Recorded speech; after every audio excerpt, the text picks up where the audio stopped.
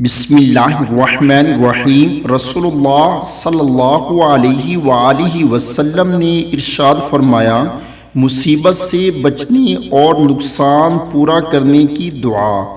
کسی بھی مصیبت کے وقت جو شخص یہ دعا پڑھے گا، اللہ تعالیٰ اسے نقصان سے کہیں زیادہ بہتر چیز عطا فرما دے گا۔ دعا کیا ہے؟ اِنَّ لِلَّهِ وَإِنَّا إِلَيْهِ رَاجِعُونَ اللہم اجرنی فی مصیبتی واخلف لی خیرا منها الا اخلف اللہ لہ خیرا منها۔ یہ دعا صبح شام تین دفعہ پڑھنے سے آدمی ہر نقصان سے بچ جاتا ہے۔ دعا کیا ہے؟ بسم اللہ الذی لا یضر مع اسمہ شیء فی الارض ولا فی السماء وہو السمیع العلیم۔